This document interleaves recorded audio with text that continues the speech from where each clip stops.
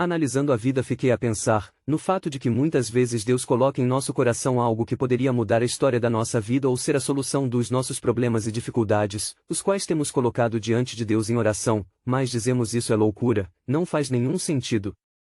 Então acabamos não obedecendo a Deus, achando que é fruto da nossa imaginação e permanecemos em dificuldades ou a nossa situação se complica ainda mais.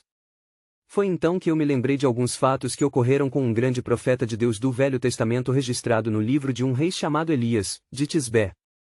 Este homem de Deus tinha uma tremenda comunhão com o Altíssimo. Em alguns dos seus feitos ele abriu o rio Jordão e atravessou por terra seca, orou e Deus respondeu fazendo descer fogo do céu. Em outra ocasião falou que segundo a sua palavra não iria chover sobre a terra e não choveu por um longo período, até que o profeta orou a Deus pedindo por chuva e de uma forma estranha a chuva voltou a cair.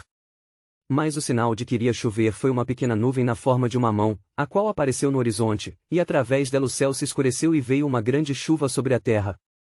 Este profeta, mesmo sendo um grande homem de Deus, passou por dificuldades e momentos de medo. Eu diria que ele teve até princípio de depressão, pois temeu por sua vida e fugiu de uma rainha maligna chamada Jezabel, a qual jurou que iria tirar sua vida. Teve um momento em que o profeta chegou a orar pedindo a Deus que tirasse a vida dele. Porém esse homem de Deus obedeceu às orientações do Senhor mesmo parecendo loucura, e Deus cumpriu com sua promessa, pois Elias se abrigou em uma caverna e foi sustentado por corvos que levavam para ele pão e carne, de manhã e à tarde ele tomava água do riacho. No entanto, dentro de um determinado tempo, devido à grande seca que estava sobre a terra, o riacho secou. Eu imagino que o profeta provavelmente pensou que iria morrer, mas Deus com sua infinita misericórdia já tinha preparado a solução para o problema dele, segundo o que está escrito em 1 Reis capítulo 17 versículo 10 a 16. Disse Deus a Elias: vá à cidade chamada Sarepta, pois tenho lá uma viúva que vai te sustentar. Eu imagino que ele deve ter pensado que a viúva deveria ser uma mulher rica, mas quando chegou à casa determinada por Deus, encontrou uma pobre viúva, a qual tinha posto em seu coração que estaria fazendo o último pão, com o pouco que tinha de farinha e azeite para então comer com o seu filho e depois morrer.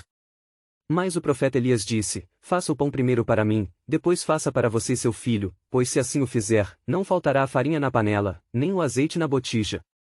A viúva obedeceu e desta forma sucedeu, a farinha da panela não se acabou, nem o azeite da botija até que houve chuva sobre a terra.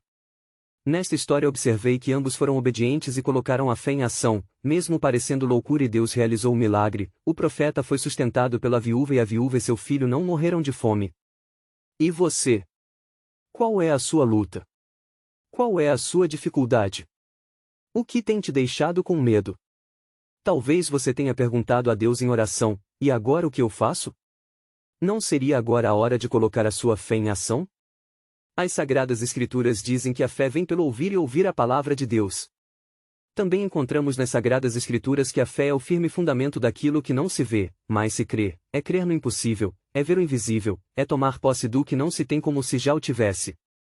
Que Deus o Todo-Poderoso abençoe a vida de cada um, e que a nossa fé seja renovada neste dia. Amém.